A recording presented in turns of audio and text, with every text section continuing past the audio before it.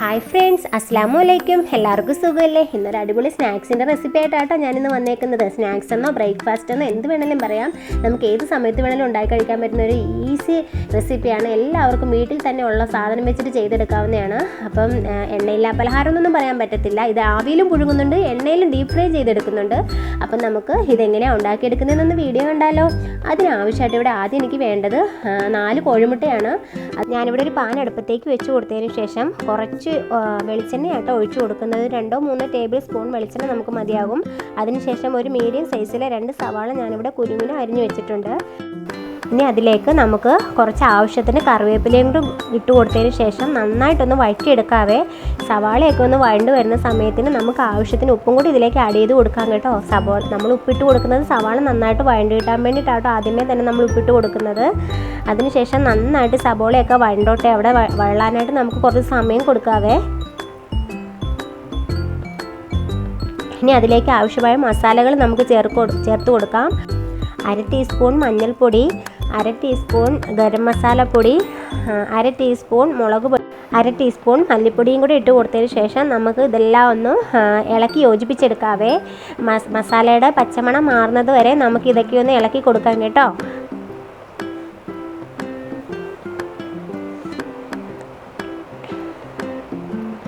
നമുക്ക് എല്ലാവർക്കും ചെയ്തെടുക്കാൻ പറ്റുന്ന ഇൻഗ്രീഡിയൻറ്റ് വെച്ചിട്ടാണ് ഞാൻ ഈ റെസിപ്പി ഉണ്ടാക്കുന്നത്. നോമ്പൊക്കെയല്ലേ വരുന്നത്, അതുകൊണ്ട് എല്ലാവരും ഒന്ന് ട്രൈ ചെയ്ത് നോക്കണേ.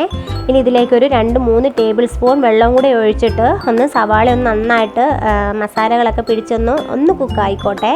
മൂടി വെച്ച് കൊടുക്കാം കേട്ടോ നമുക്ക് ഈ സമയം. ഇനി അതിന് ശേഷം നമുക്ക് മൂടി ഒന്ന് മാറ്റി നോക്കാവേ. നമ്മുടെ സവാളയൊക്കെ ഒരുവിധം റെഡി ആയിട്ടുണ്ട്. ഇനി ഞാൻ നേരത്തെ എടുത്ത് വെച്ചിരിക്കുന്ന 4 മുട്ടയും ഒരു 8 പീസാക്കി ഞാനിവിടെ മുറിച്ചെടുത്തിട്ടുണ്ട്. നമുക്ക് തീർത്തും കുനുകുനാക്കി നമുക്ക് മുറിക്കേണ്ട ആവശ്യമില്ല. ഇതുപോലൊരു 8 പീസാക്കി മുറിച്ചിട്ട് നമ്മളിനി അതിലേക്ക് ഇട്ട് കൊടുത്ത സമയത്ത് നമ്മൾ സൂക്ഷിച്ച് വേണം ഇളക്കാൻ. നമ്മുടെ മുട്ടയെല്ലാം ഇളകി പൊട്ടിപ്പോകാതെ, മുട്ടയുടെ ഉണ്ണികളൊക്കെ ഉണ്ട്, അത് പൊടിഞ്ഞു പോവാത്ത രീതിയിൽ വേണം നമ്മളിത് ഇളക്കിയെടുക്കാനായിട്ട്. അകത്ത് വെക്കുന്ന ഫില്ലിങ്സ് നമുക്കിപ്പോൾ ഏകദേശം റെഡി ആയിട്ടുണ്ട്. ഇതിവിടെ മാറിയിരിക്കട്ടെ. ഇനി നമുക്ക് ഒരു പാത്രത്തിലേക്ക് അരിപ്പൊടിയാണ് നമുക്ക് വേണ്ടത്. 250 ml 2 കപ്പ് അളവിലാണ് നമ്മളിവിടെ അരിപ്പൊടി എടുത്തേക്കുന്നത്. അതിനുശേഷം ആവശ്യത്തിന് ഉപ്പും കൂടി ഇട്ട് കൊടുക്കുക. അതിനുശേഷം മിക്സിയുടെ ഒരു ചെറിയ ജാറിലേക്ക് 1 കപ്പ് 250 ml അളവിൽ തേങ്ങയാണ് നമുക്ക് വേണ്ടത്. ഇനി നമുക്ക് 8-10 ചെറിയ ചുവന്നുള്ളിയാണ് നമുക്ക് വേണ്ടത്. 1 ടീസ്പൂൺ വലിയ ജീരകവും 1/2 ടീസ്പൂൺ ചെറിയ ജീരകവുമാണ് നമുക്ക് വേണ്ടത്. ആവശ്യത്തിന് ഉപ്പും കൂടെയും ചേർത്ത് നമുക്ക് ഇതൊന്ന് വെള്ളമൊന്നും ഒഴിക്കാതെ ഇതുപോലെ ഈ പരുവത്തിൽ നമുക്കൊന്ന് അരച്ചെടുക്കണം. അരച്ചെടുത്തതിന് ശേഷം നമ്മളിവിടെ 500 ml കപ്പ് അരിപ്പൊടി ഇവിടെ അളന്ന് വെച്ചിട്ടുണ്ടല്ലോ, ഉപ്പും കൂടെ ചേർത്ത് അതിലേക്ക് നമ്മളിപ്പം അരച്ചെടുത്ത മിക്സൃതം നമുക്ക് അതിലേക്ക് ഇട്ട് കൊടുത്ത് നന്നായിട്ടൊന്ന് ഇളക്കി യോജിപ്പിച്ചെടുക്കണം. ചെറിയ ജീരകത്തിൻ്റെയും വലിയ ജീരകത്തിൻ്റെയും ആ ചെറിയ ഉള്ളിയുടെയൊക്കെ ഒരു ടേസ്റ്റ് നമുക്ക് നന്നായിട്ട് അറിയാൻ പറ്റും. നമുക്കത് കഴിക്കുന്ന സമയത്ത് ആ ഒരു ടേസ്റ്റൊക്കെ മുമ്പിൽ നിൽക്കും. നല്ലൊരു ടേസ്റ്റിയാണ്, ഹെൽത്തിയാണ്. എല്ലാവരും ഒന്ന് ട്രൈ ചെയ്ത് നോക്കാൻ മറക്കരുത് കേട്ടോ. ഇനി നമുക്ക് ഇതിലേക്ക് നന്നായിട്ട് ഇളക്കി യോജിപ്പിച്ചതിന് ശേഷം നമുക്ക് തിളച്ച വെള്ളമാണ് ഞാൻ ഇതിലേക്ക് ഒഴിച്ചു കൊടുക്കുന്നത്. നമ്മൾ ഇടിയപ്പത്തിനൊക്കെ എങ്ങനെയാണോ നമ്മൾ പൊടി വാട്ടിയെടുക്കുന്നത് അതുപോലെ നമ്മളിനി തിളച്ച വെള്ളം ഒഴിച്ചൊന്ന് ഇളക്കിയെടുക്കണം. ഈ സമയം നമ്മൾ എന്തെങ്കിലും ഒരു തവിയോ ഒരു സ്പൂണോ എന്തെങ്കിലും കൊണ്ട് നമ്മൾ ഇളക്കണം. നമ്മൾ കൈ ഉപയോഗിച്ച് ഇളക്കാൻ നമ്മുടെ കൈ പൊള്ളും. കാരണം എന്താണെന്ന് വെച്ചാൽ തിളച്ച വെള്ളം തന്നെയാണ് നമ്മൾ ഒഴിച്ചെടുക്കുന്നത്.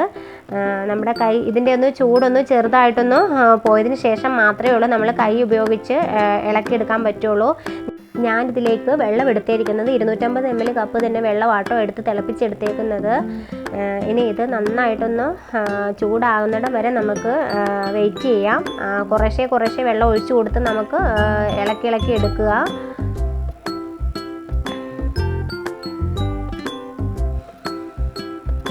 ഇപ്പം ഏകദേശം നമുക്കിവിടെ ചൂടൊക്കെ ആയിട്ടുണ്ട്. ഒരു പാത്രത്തിലേക്ക് വെള്ളം എടുത്ത് വെച്ച് കൊടുത്തതിന് ശേഷം നമ്മൾ കൈ ചെറുതായിട്ട് നനച്ച് കൊടുത്ത് ആ വെള്ളത്തിലൊന്ന് മുക്കിയതിന് ശേഷം നമുക്ക് ഈ പാവൊന്ന് കുഴച്ചെടുക്കാം.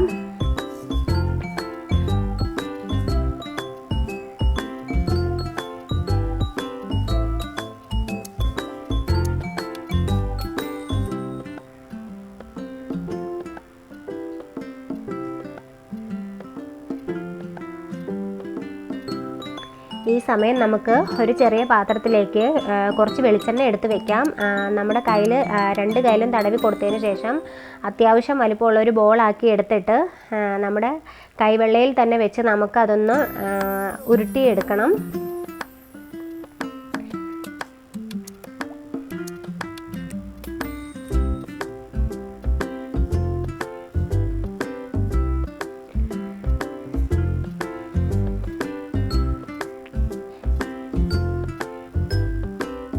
ഇനി നമുക്കതിൻ്റെ ഉള്ളിൽ നമ്മൾ നേരത്തെ തയ്യാറാക്കി വെച്ചിരിക്കുന്ന മുട്ടയുടെ ഫില്ലിങ്സ് ഇതിനകത്തേക്ക് നമുക്ക് വെച്ച് കൊടുക്കാം.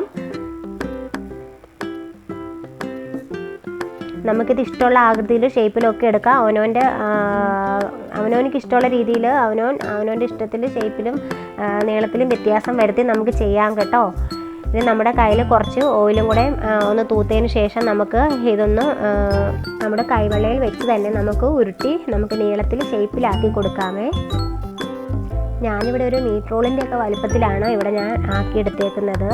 ഇനി ഇതുപോലെ നമുക്ക് എല്ലാ മാവുകളും നമുക്കിതുപോലെ നമുക്കൊന്ന് ആക്കി കൊടുക്കാം. നമ്മുടെ മാവും സോഫ്റ്റ് ആയതുകൊണ്ട് നമുക്ക് ആക്കി ഇങ്ങനെ എടുക്കൽ കുറച്ച് ബുദ്ധിമുട്ടാണ് കേട്ടോ.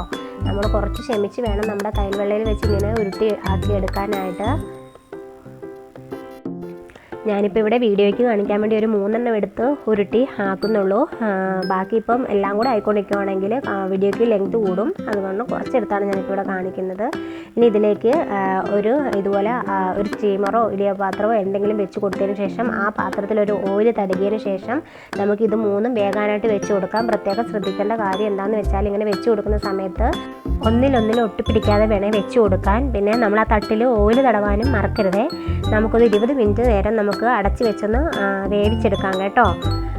അതൊന്ന് വേകുന്ന സമയത്ത് നമുക്ക് ഒരു മസാല കൂടി നമുക്കിതിൽ ചെയ്തെടുക്കാനുണ്ട്.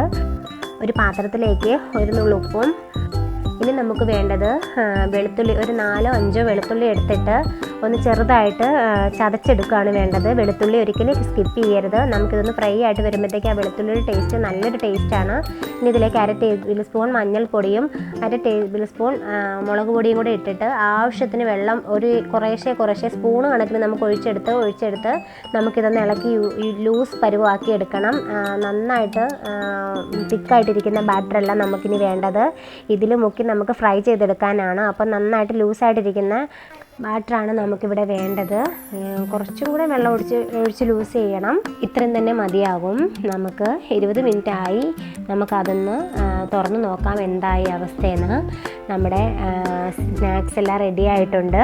അതിന് നമുക്ക് ചൂടാറിയതിന് ശേഷം ഇടിയോ പാത്രത്തിൽ നിന്നും എടുത്തതിന് ശേഷം വേറൊരു പാൻ അടുപ്പത്തേക്ക് വെച്ചതിന് ശേഷം ഇതിന് നമുക്ക് വെളിച്ചെണ്ണയാട്ടോ വേണ്ടത്. ഓയിലല്ല എടുക്കേണ്ടത്. നമ്മൾ വേവിച്ച് വെച്ചിരിക്കുന്ന സ്നാക്ക് നമ്മുടെ ഉണ്ടാക്കി വെച്ചിരിക്കുന്ന ബാറ്ററിൽ മുക്കിയെടുത്തിട്ട് നമ്മൾ ഓയിലേക്കിട്ട് അധികം നേരമൊന്നും നമുക്ക് ഫ്രൈ ആവേണ്ട ആവശ്യമില്ല. ജസ്റ്റ് ഒന്ന് അകവും പുറവും തിരിച്ചിട്ട് കൊടുത്തെടുത്തേച്ചാലും മതിയാകും. അങ്ങനെ നമുക്ക് ഓരോന്നും അങ്ങനെ ഫ്രൈ ചെയ്തെടുക്കാമേ.